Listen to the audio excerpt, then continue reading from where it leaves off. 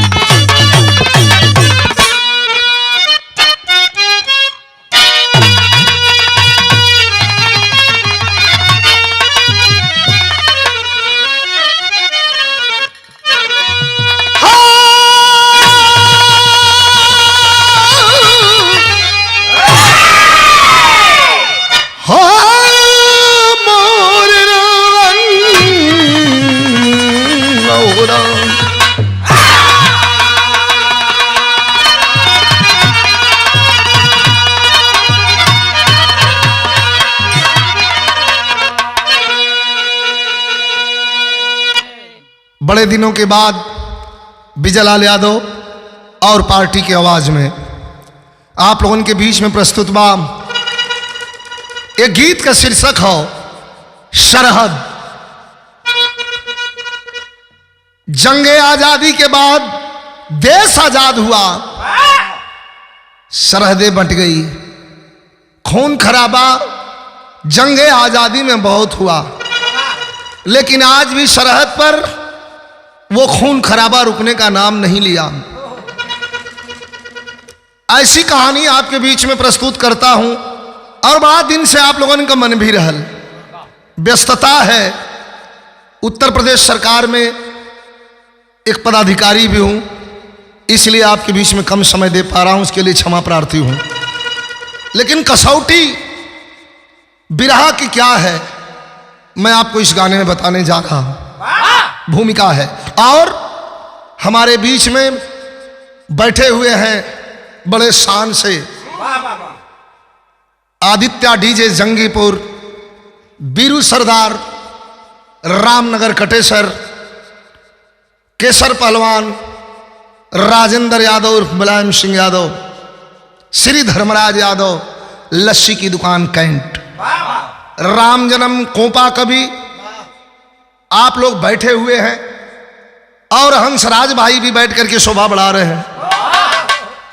सुनिएगा जरा, आप लोगों ने मंच पर बहुत सुना है, ध्यान से इस बात को सुनिएगा।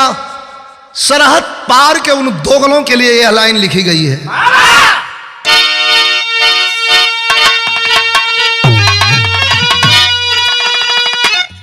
तानात का भूत, लात का भूत मानेगा कब बात साहब, जो हुई सो हुई, फिर भी वह चूक क्यों, फौज ही ना पूछे, पूछे हर आदमी, बांध कर हाथ देते हो बंदूक क्यों,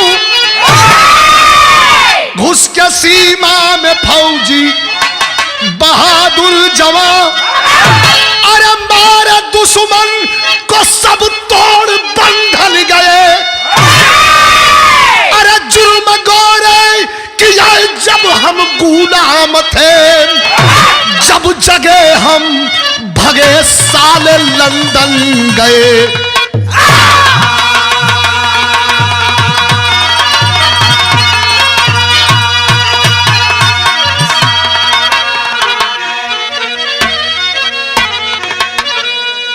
कवि ने इस नए जनरेशन को अपने उस बुजुर्गों से जोड़ा है कि जब अंग्रेजों का आतंक था तो देश में एक हवा बह चली थी, छोड़ दो हमारा मुल्क, ये देश सिर्फ और सिर्फ हमारा है और हमारे देश में मलकाना तुम्हारा नहीं चलेगा। जिन्ना जवाहर के टकराव में मुल्क बटा और मुल्क बटने का खामियाजा पूरा हिंदुस्तान झेल रहा है।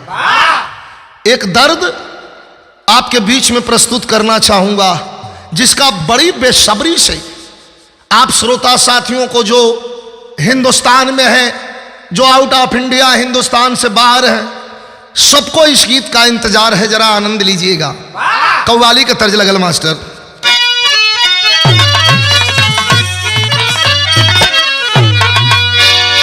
भाव है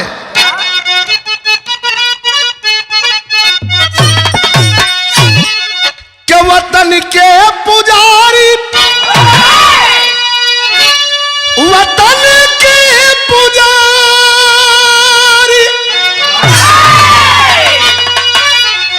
के वतन के पुजारी, अरे वतन पे मरेंगे।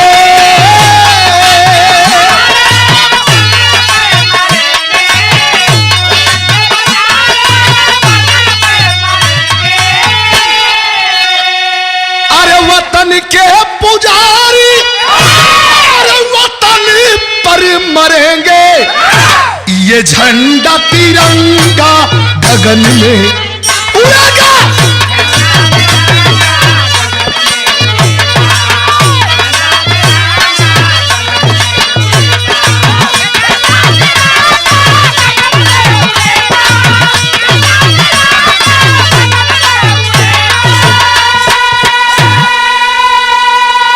एक लाइन चेतावनी है मुल्क में रहने वालों, मुल्क में बसे गद्दारों के लिए।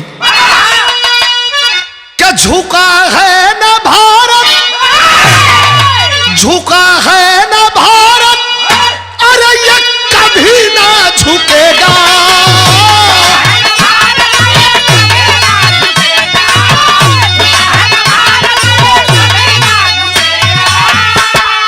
अरे झुका है ना भारत, अरे ये कभी ना झुकेगा। झंडा तिरंगा गगन में उड़ेगा।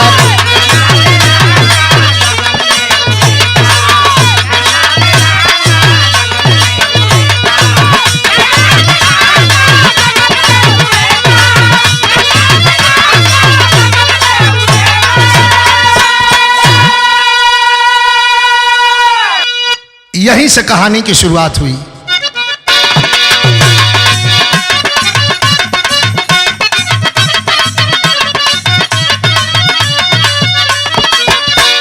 फौजी क्या है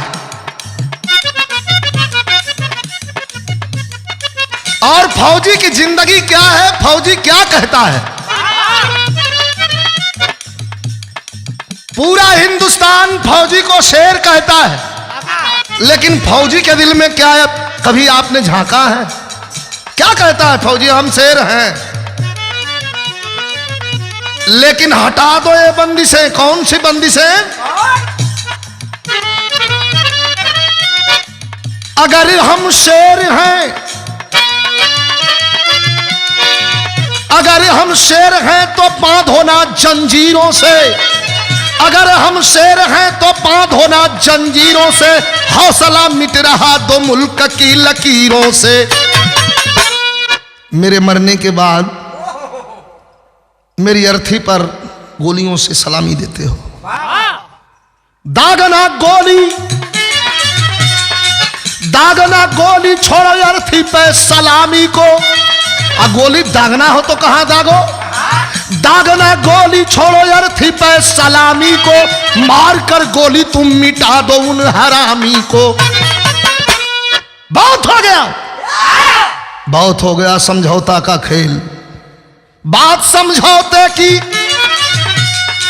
बात समझौते की एक डब्बे में अब पैक करो। जहां भी मौका मिले दुश्मन पर अटैक करो। एक फौजी को गोली लगी है, सपोज करिएगा।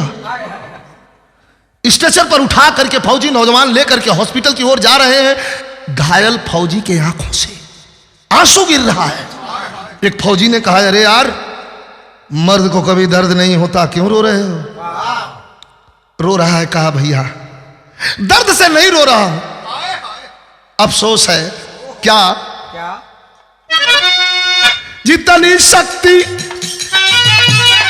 रो रहा है, जितनी शक्ति रही आन हम संभाले, जितनी शक्ति रही देश हम संभाले हैं, हम तो जा रहे वतन तेरे हवाले है। कहानी की शुरुआत जिला गाजीपुर, जिला गाजीपुर देवपुर गाई है गांव जहां, जिला गाजीपुर देवपुर गाई है गांव जहां हरेंद्र यादव बचपन में रखा था पांव जहां। फौज में भर्ती, फौज में भर्ती हुआ 2007 रहा, फौज में भर्ती हुआ 2007 रहा कि करता गोलियों की दुश्मन पर बरसात रहा।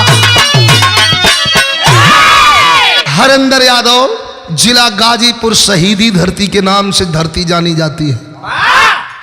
हरेंद्र यादव बिहार रेजिमेंट की ओर से आर्मी में ड्यूटी कर रहा है, जम्मू कश्मीर के उरी में ड्यूटी लगी है। जरा परिवार का परिचय ले लीजिए। हरेंद्र यादव के पिता का नाम श्री केदार यादव, माता का नाम प्रभावती देवी। कुल 6 भाई, 5वें नंबर पर हरेंद्र यादव, सबसे छोटा भाई नागेंद्र यादव जो ग्रेजुएशन कर रहा है। दुल्हन हरेंद्र यादव की पत्नी अपने मैके में नैहर गई हुई है, लहुरापुर कुंडरी, बहुत ज्यादा उनके घर से दूरी नहीं है। लेकिन सुबह सुबह लगभग 4:30 बजे 4 फिदायीन हमलावर आए और एकाएक अटैक कर दिए। धड़ धड़ धड़ धड़ धड़ धड़ धड़ धड़ गोलियों की बरसात होने लगी, हमारे जवानों की लाशें गिरने लगी। ड्यूटी चेंज का समय था। यह कहां से चूक हुई, कैसे पता चला? दोगले साले हिंदुस्तान में भी हैं। कैसे पता चला कि ड्यूटी चेंज का समय है? मात्र 4 फिदायीन हमलावर आए और गोलियों की तड़तड़ाहट में एक ही झटके में 17 नौजवानों को मौत के घाट उतार दिया। सुबह पहुंचा हुआ है भैया के ससुराल नागेंद्र यादव, छोटा भाई, विदाई करवाने के लिए। बाबूजी, इधर हरेंद्र यादव तो शहीद हो गया है, लेकिन जरा भाव स्थल पर गौर करेंगे। यहां एक रोमांटिक गीत बा। कौन गीत बा मास्टर?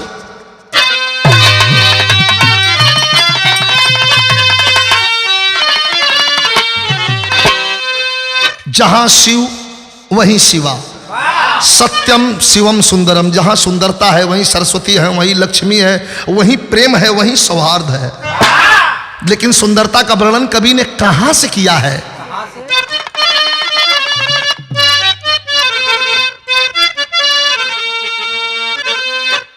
कि होठवा होठवा मधु के गगरिया, दोनों नैनवा कटरिया। ए रानी चांदनी, ए रानी चांदनी समाइल बदनिया में।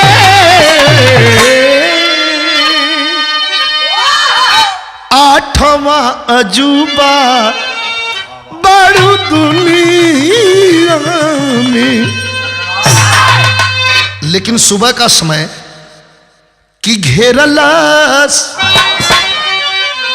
कि घेरलस पश्चिम में ललैया, सूरज डूब के समैया।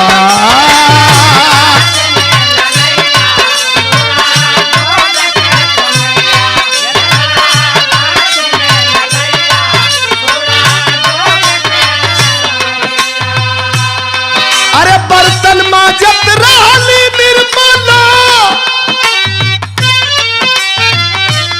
हो बर्तन माजत रहली निर्मला अंगनवा में।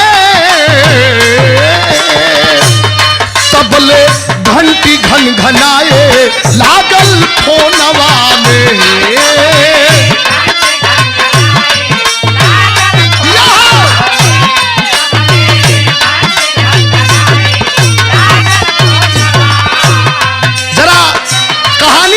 चलिएगा आंगन में बैठ करके देवर छोटे 2 बच्चे हैं हरेंद्र यादव के, एक 4 साल का बेटा है और एक 2 साल का बेटा है। छोटे वाले बेटे को देवर खिला रहा है, फोनवा बजता तो भौजैया कहतिया, भीजल रहे हथवा, भीजल रहे हथवा नागेंद्र के बोलवली फोनवा उठा के बतियावा समझवली।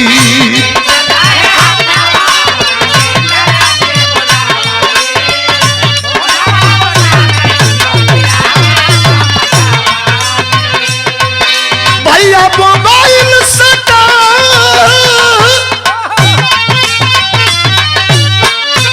अरे भैया मोबाइल सटा निहल कनवा में।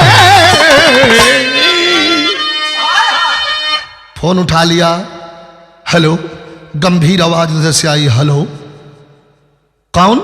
नगेंद्र बोल रहा हूं। भैया का फोन बा, कहां बड़न भैया? का अफसोस, क्या अफसोस? 4 फिदाइन हमलावर आए, सुबह सुबह गोलियों की तड़तड़ाहट में हमारे 17 जवान शहीद हो गए, 2 घायल हैं। आपा खो बैठा, छोटा भाई कहा, हमारे भैया कहां बड़न? बात करवाइए, बात करवाइए, मेरा भाई कहां है? अफसोस है, तुम मेरे भी छोटे भाई हो। शहीद हो गया जवान हरिंदर यादव। आए हो भैया कह करके मोबाइल फेंक के धरती पर गिर पड़ा। बर्तनवा लेहले, दुल्हनिया खड़ी हो गई, कहतिया कि ए बाबू का भइल, कैसन फोन बा, का हो? रोवता, यहाँ एगो भाव बा, जरा करुण दर्दनाक भाव है, रो रहा है। ए भौजी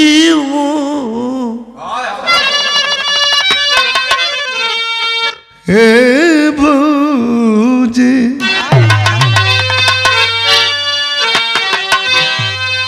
अरे आइल मलेटरिया सही बखबर,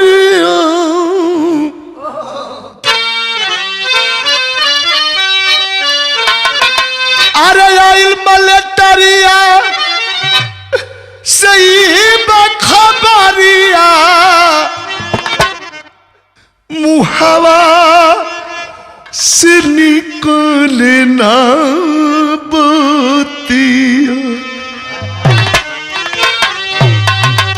अरे आइल मलेटरिया से ये बखबरिया, मुहावा से निकले ना बतिया। आइल मलेटरिया से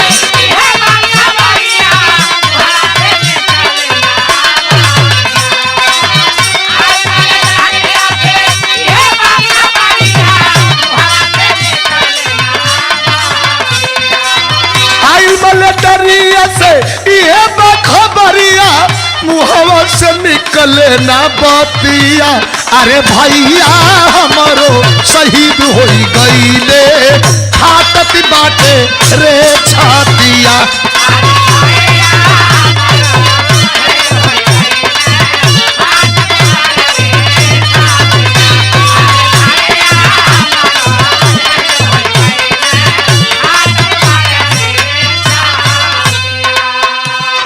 किसी की नहीं सुन रहा है, कुछ नहीं सुन रहा है, भाई रो रहा है।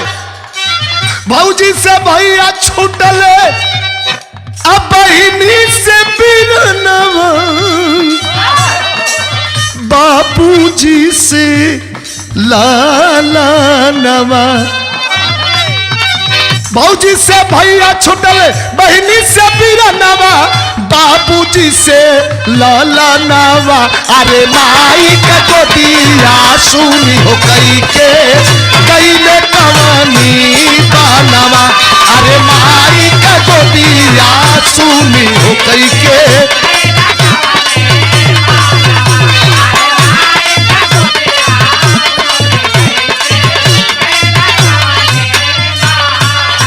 और मैं बधाई दूंगा कवि जी को।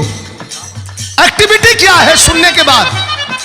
निर्मला के हथवा से छूटी गई थारिया,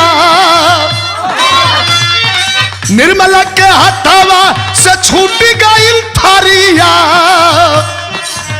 कापे लागल सारी रिया। निर्मला के हथवा से छूट गई थारिया, कापे लागल शरीरिया। अरे कहवा नदी हलस ऐसन खबरिया, कब कर पागरिया। अरे कहवा नदी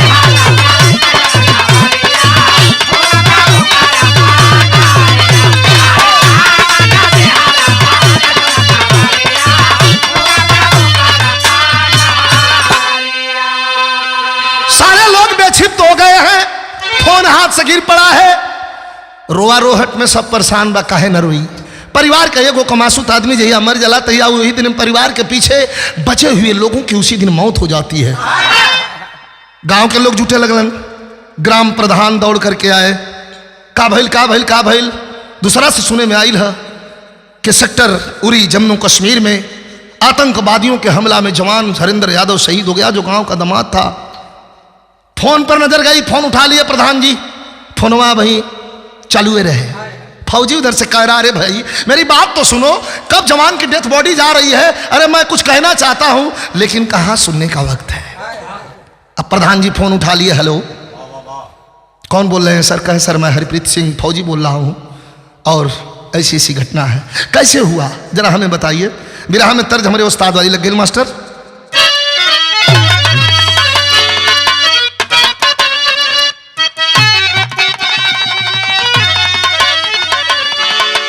तर्जवा हुआ है बा, कोनो रजनीगंधा मतिन मेहरारू रहल, हल्का सा सांवली भी रहल, हल्का सा गोरी भी रहल, लेकिन वो करे सुंदरता में एक चीज शोभा बढ़ावत रहल का कि सावन महीनावा सवनैया निक लागल, काला तिला गलावा के हाय गोरैया निक लागल, रस रस झूलली झूला नवा राधा हो काधा मन मोह।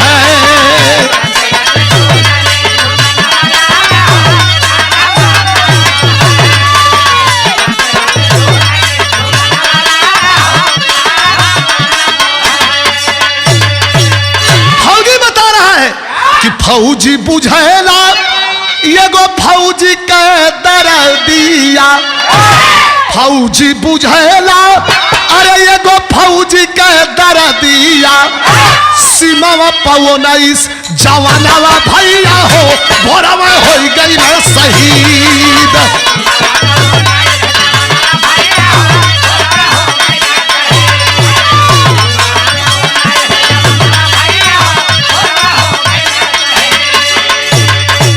अरे भाई कैसे छेड़ेला जैसे एक घमंडी चूहा शेर के, वही तरह चार आतंकवादी न घेर के, सुतले में मचवल बरबदिया भैया केहू का टूटल नहीं नींद। ग्राम प्रधान पूछते हैं कि अरे भैया क्या सोए सोए हरिंदर यादव भी मारा गया, हमारा जवान भी मारा गया। तो बिरहा में गो तर्ज ये हमारे कैसेट के गीत बा, कोनो मेहरारू का दुख है में मास्टर तो चिंता मत करा कहीं घुसा।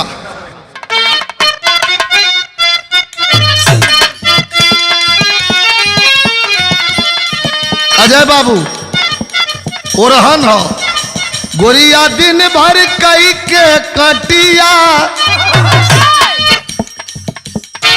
गोरिया दिन भर कई के कटिया, गोरिया दिन भर कई के कटिया, लेके सजिया के सिलवटिया, पीसे अंगना मसाला ना।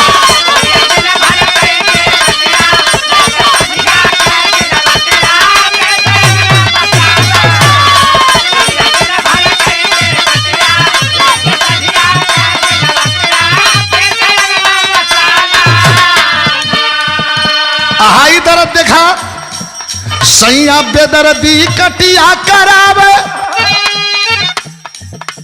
सैया बेदर्दी कटिया करावे, हमसे ढोवावे बोझा, अरतिया का कही के फुसिलावे, रहलू गोरिया सोझा।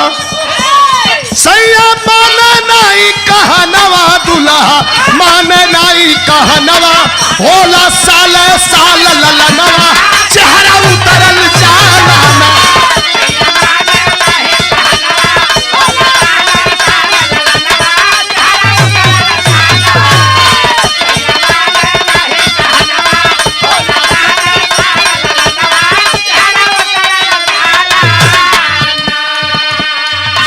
लेकिन बिरहा का भाव कभी लिखलन बता रहा है वो फौजी कि हरिंदर यादव कैसे मारा गया।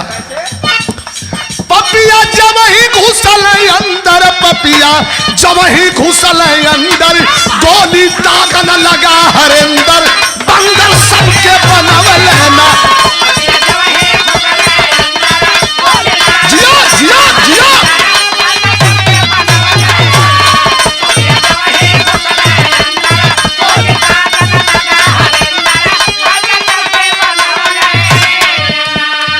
जिस समय आतंकवादी कैंप के अंदर प्रवेश किए उस समय हरिंदर यादव बाथरूम का प्रयोग कर रहा था। गोलियों की तड़तड़ाहट सुनकर के बाहर आया और धरती पर गिरा और अपने असलहे तक पहुंचा। तो आंख से देखली कई जवान सुतले में मारल गई।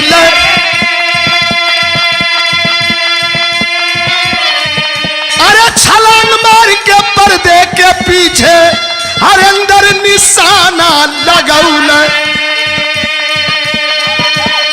धैलस टाइगर पे अंगुली धुरंधर, धैलस टाइगर पे अंगुली धुरंधर, दर्जन गाजीपुर का सिकंदर, बंदर सबके बनवल ना।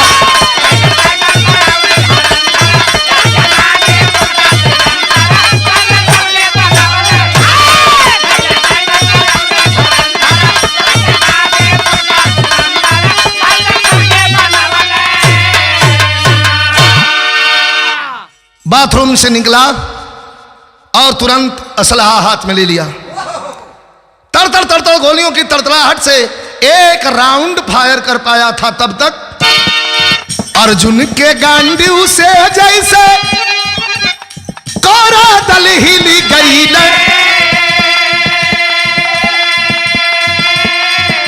अरे चक्रव्यूह में पपियन की अभिमन्यु मारल गईल।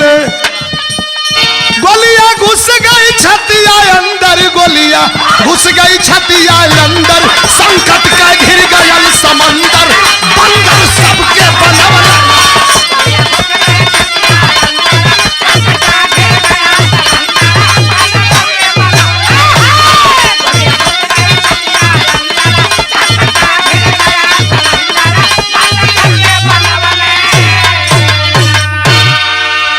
लेकिन वह फौजी जवान कहा, क्या कहा?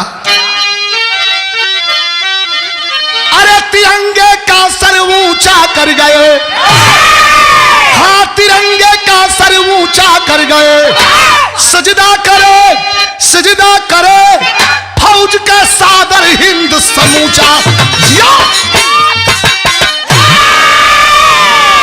इतना कहते फोन कट गया। घर पे टूट पड़ल आसमान, प्रभावती के आंचल का एक हीरा छोड़ चला है जहान। केदार यादव बुद्धि ठटरी, निकले सांस न निकले प्राण। 19 की रात को लाश है आई, पूरा गांव लगे शमशान। 19 को शाम को जब लाश आई हरिंदर यादव की, गांव पूरी ही इतना सब केहू जुटल बा। एक बात मैंने देखा, हरिंदर यादव के पिता केदार यादव सबको बैठा रहे हैं, चाय पिला रहे हैं, पानी पिला रहे हैं, सम्मान कर रहे हैं, जैसे लगता है कि केहू का तिलक उलक या कोनो व्यवस्था घरे बा। थोड़ी सी चेहरे पे शिकन नहीं है। लेकिन जब गाड़ी आई रुकी, 4 फौजी जवान ले करके और ताबूत में जवान की लाश को जब घर की ओर चलने लगे तो दौड़ करके केदार यादव आगे पहुंचे और फौजी जवानों को रोक दिया जो अपने कंधे पर लकड़ी का ताबूत उठाए हुए हैं। एक सवाल करते हैं, ए भैया हमार बाबू यही बक्सवा में है का? देखिए ये बड़ी दर्द है। इस धरती पर सबसे वजनदार बोझा है मित्रों। लोग कहलन बेटी वाला, हम कहिला ना। अमीरी गरीबी कर्जा कुआम में बेटी वाला बोझा लोग पार कर दिला, लेकिन सबसे वजनदार बोझा इस दुनिया में अगर कोई है तो वो बूढ़े बाप के कंधे पर जवान बेटे की लाश। केदार यादव रोक लेते हैं और रोक करके कहते हैं भैया हमारे बाबू ये बक्सवा में बा। आंखों से आंसू पोंछते हुए एक फौजी ने कहा, हाँ चाचा शेर की मौत मरा है, शहीद हुआ है, बहादुर की मौत मरा है आपका बेटा।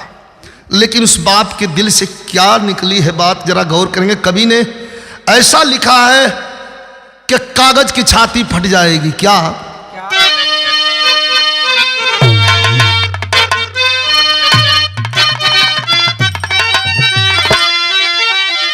हमने का बचपन आ रहा है तो उस्ताद गावत रहने तर्ज के, बाबू दरोगा जी कवन गुनहियो बनला पीजब मोर। लेकिन हरेंद्र यादव के पिता कह रहे हैं कि हमारे हरेंद्र के हमरे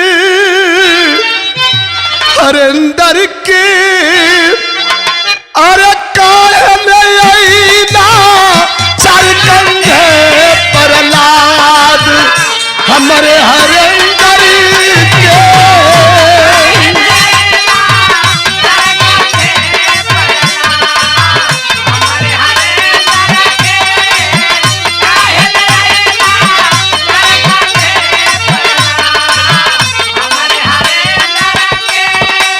ए भैया हमार लड़का बक्सा में ना ना हिरन के जैसन छरहर फरहर लमहर ऊंची कूद 17 बरस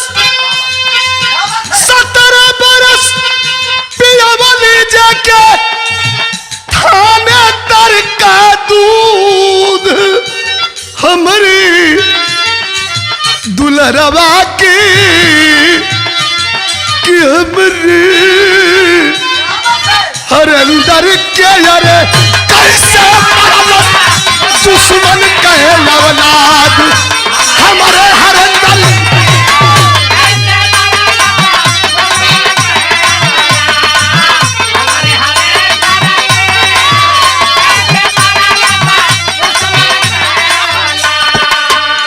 अरे अब ही 30 जुलाई के हमारे बाबू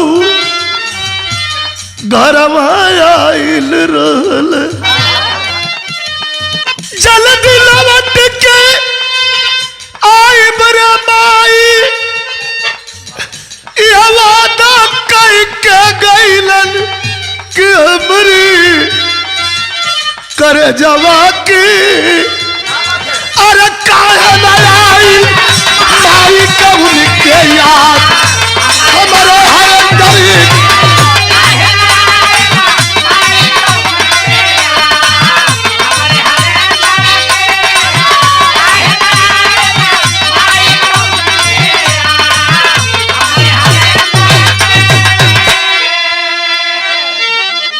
जुलाई को हरिंदर आया था तो हमारा कार्यक्रम था वहीं, सुनने के लिए भी वह फौजी जवान आया था, इनाम भी दे रहा था, हमारे बीच का बच्चा था। लेकिन अब पछताए का हुई हैं जब चिड़िया चुग गई। शानदार आदमी जिंदगी में एक बार मरता है, कायर रोजाना मर जाते हैं। एक बात याद रखना मित्रों, मंच में भी कहता हूं, कैसेट के माध्यम से कह रहा हूं कि जिंदगी जीने के लिए कोई जरूरी नहीं कि हम 100 साल जिए, एक ही दिन में कुछ ऐसा कर जाओ कि हजारों साल तक इतिहास के पन्ने में नाम अमर हो जाए, उसी का नाम जिंदगी है। और शानदार आदमी अपने शानदारी से जीता है, मरा नहीं, शहीद हुआ। और हिंदुस्तान का पन्ना और जलती हुई मसाल इंडिया गेट की हमेशा उस जवान के उस प्रतिभा को हमें याद दिलाती रहेगी और प्रेरणा देती रहेगी। सैनिक सम्मान के साथ जवान का अंतिम संस्कार कर दिया गया। हजारों लाखों का मेला जुड़ा है, जवान के शहीद होने का नारा लगा करके लोग पंचतत्व में विलीन कर दिए। लेकिन धीरे धीरे धीरे धीरे धीरे धीरे समय के साथ सारे जख्म भर जाते हैं। लेकिन 25 सितंबर का दिन, जिस दिन मुख्यमंत्री अखिलेश यादव, यशस्वी मुख्यमंत्री, जो हिंदुस्तान के किसी प्रदेश में ऐसा मुख्यमंत्री अब तक नहीं हुआ दोस्तों, ऐसा विकास पुरुष जिसकी सोच गरीबों के लिए, किसानों के लिए, मजदूरों के लिए, बुनकरों के लिए, और ऐसा कर दिखाया है। इंडिया के किसी भी कोने में ऐसा कोई रोड नहीं जो 300 किलोमीटर का नेशनल हाईवे आगरा वाला बनवा करके जेट फाइटर विमान उतार करके अखिलेश यादव ने सिद्ध कर दिया कि काम बोलता है जी, काम बोलता है।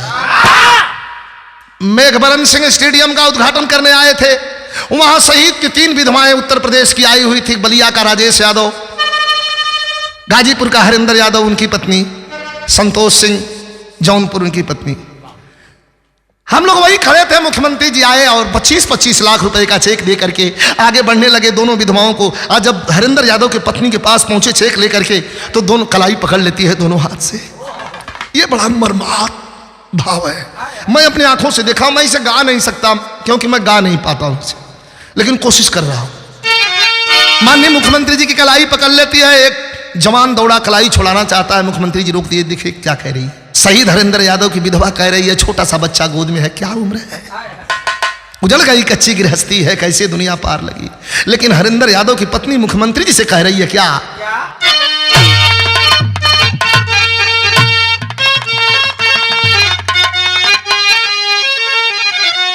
दर्द और दवा का रिश्ता है, जैसी दर्द वैसी दवा, जैसा भाव वैसा धुन अगर रख दिया जाए तो कलाकार और गाना कभी मरता नहीं। मैं बधाई दूंगा प्यारेलाल जी को, दर्द और दवा दोनों का आपने ख्याल किया है। यहां कह रही है मुख्यमंत्री जी से हरिंदर यादव की पत्नी क्या कि दुनिया उजाड़ गई,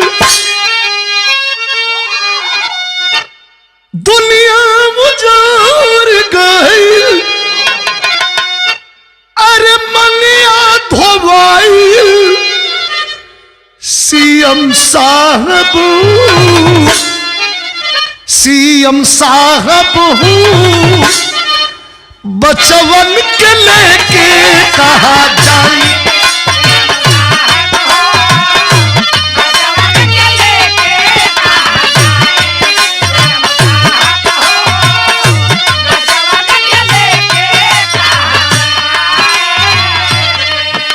मैं भी खड़ा था, पूरे लोगों के आंखों में आंसू था। अजय बाबू, बाबू चुनमुन सिंह जी, पूरे लोगों के आंखों में आंसू था। ध्यान दीजिएगा क्या कह रही है।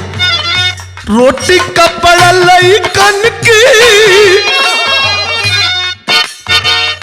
रोटी कपड़ा लइकन की, फीस या पढ़ाई, रोटी कपड़ा लइकन के फीस या पढ़ाई, वही में कपारे ऊपर बाड़ बाबू माई।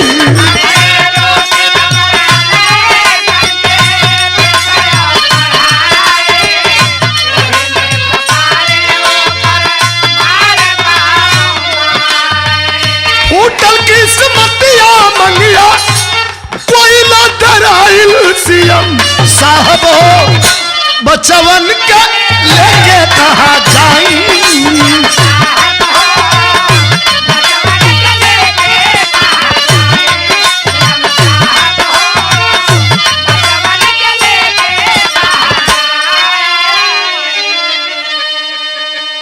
बात यहीं खत्म नहीं हुई।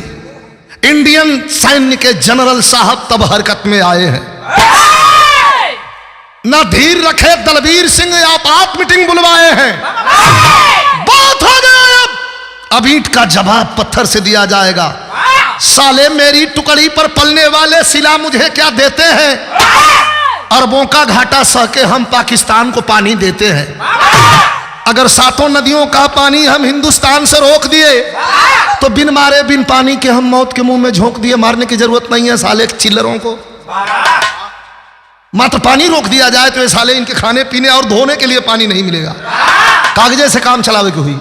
ये एशिया खंड का महाद्वीप है।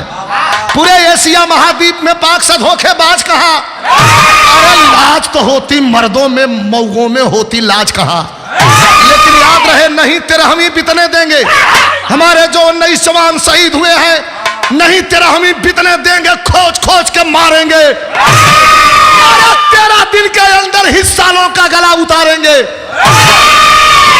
विशेष कमांडो की टीम तैयार कर दी गई।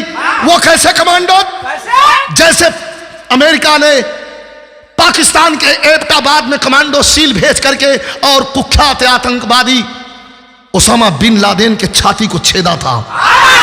उससे भी खतरनाक कमांडोज की टीम हमारे इंडिया में है। जवानों को तैयार कर दिया गया कि अब देरी मत करो, घुस जाओ पाकिस्तान में और मारो सालों को खदेड़ के। पीओके अर्थात पाक अधिकृत कश्मीर, थोड़ा सा कश्मीर का टुकड़ा उनके झोली में दान में हमने दिया है और उनका मन बढ़ा है, मेरा कश्मीर लेना चाहते हैं। अब तो पीओके भी हमारा होगा। लेकिन कवि जी भाव लिखते हैं, जवानों को भेजा जा रहा है, उत्साहवर्धन किया जा रहा है कि जाओ जाओ और जवानों के खून का बदला लेके वापस लौटना। याद रहे, एक भी बूंद खून किसी फौजी का पाकिस्तान के सरजमी पर नहीं गिरना चाहिए। जवान तैयार हो गए हैं और अब करारा जवाब मिलेगा। बिरहा में तर्ज लग गई बा, कोनो फौजी जवान बॉर्डर पर ड्यूटी देता, मेरा रू घरे छोड़ ले बा। 4 गो लड़का पहुंच गए, समझा कर के भौजी हमहू डालब, भौजी हमहू डालब। अरे होली है भाई, डलवा ले भौजी, डलवा ले भौजी। भैया नहीं खन तो डलवा ले, कल के भैया नहीं खन तो भेजले नहीं खन, का भेजले बड़न साड़ी? हाँ साड़ियो, पैसो आ रंगवा कर रंगो, कैसन रंगवा?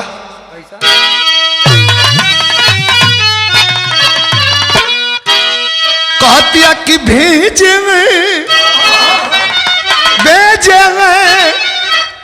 लिफाफा में अबीर हो बलमुआ फौजी सरहद पे बाड़न का समीर हो। लेकिन जवान कैसे भेजल जाता?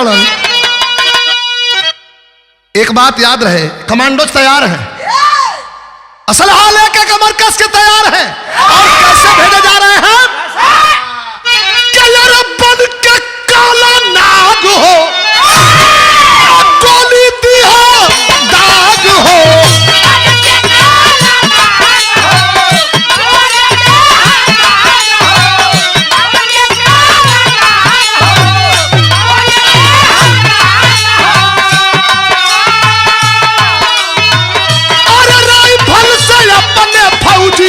झोंक दिया आग हो।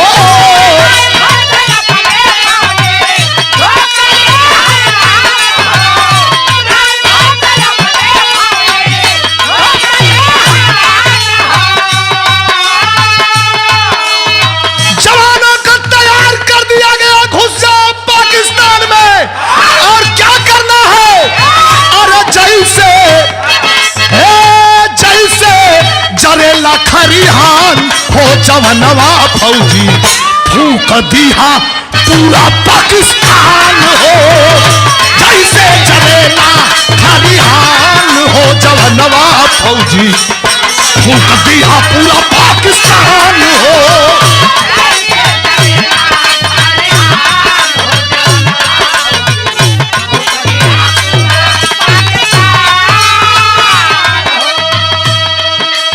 बिरहा सुना वाला भाई लोग पूरा हिंदुस्तान के देता नहीं।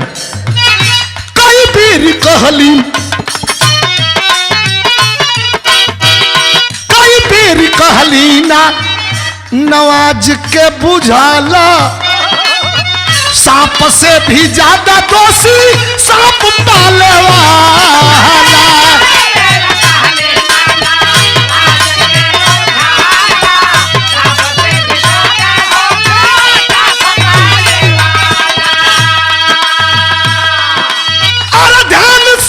चून हो मैया, चून चून हो।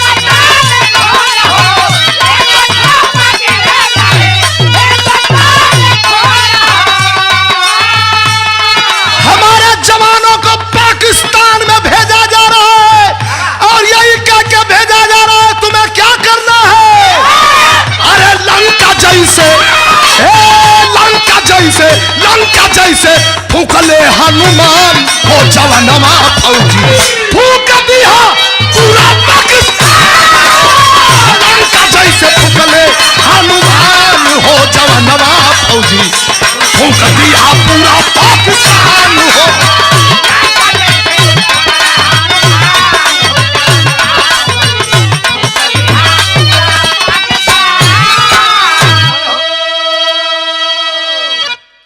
यही पर लोग कहेला कि विजयी के इतना रुपया दिला लोग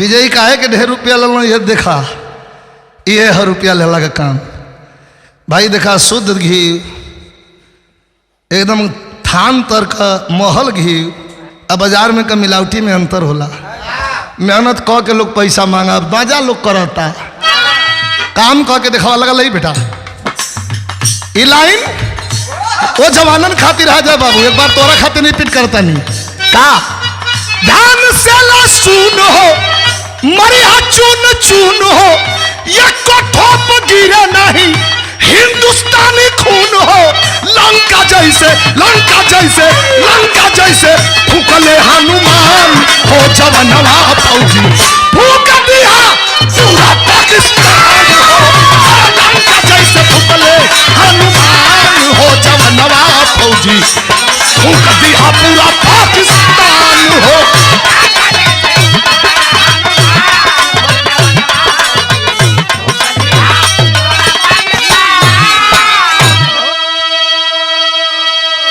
भेज दिया गया जवानों को और जवान जब चल दिए हैं तो कवि जी भाव बड़ा बेजोड़ लिखलन है जब घुसे हैं पीओके में तो उस समय का भाव कैसे है मास्टर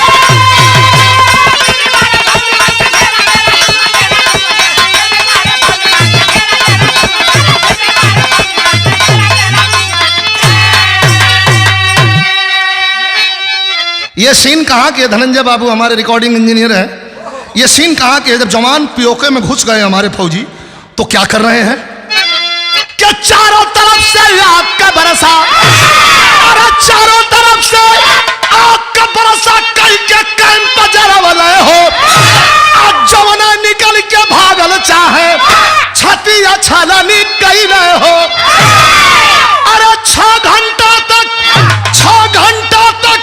चलल यहाँ पग फेरा डेरा दुश्मन के और हिंदुस्तान में लौटे हो सवेरा डेरा दुश्मन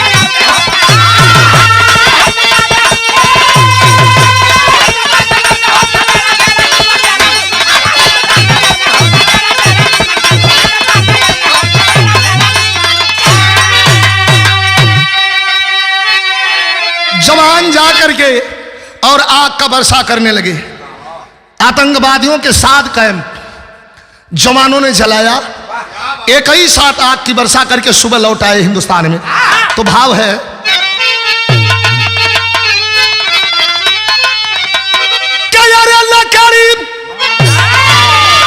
तनी सा सटा दा राजा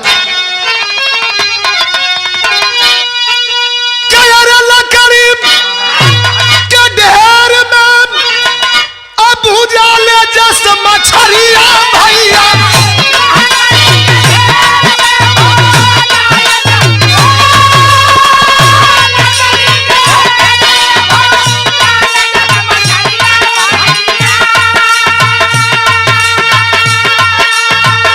वैसे भूजल दुश्मन के फौज न जवा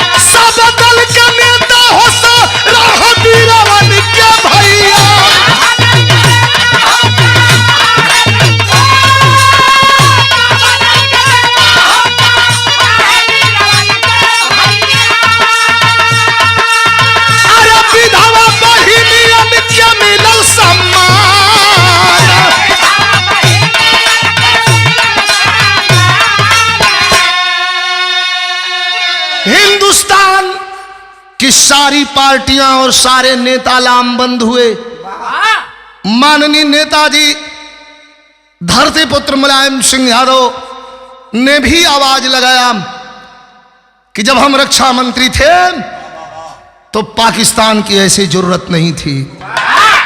चीन में हम अंदर 13 किलोमीटर घुस गए थे फौज लेके, और आज ये क्या हो रहा है? सर्जिकल स्ट्राइक के नाम पर रोजाना शहीदों की लाश, शहीदों की खूनों पर यह राजनीति का गंदा खेल खेलना बंद करना होगा देश के राजनेताओं को। पूरा हिंदुस्तान लामबंद होकर के एक आवाज लगा रहा है, वो क्या?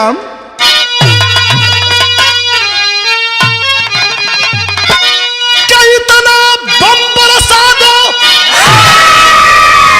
इतना बम बरसा दो, पता ठिकान ना मिले। अरे दुनिया दुनिया के नक्शा में खोजले पाकिस्तान ना मिले।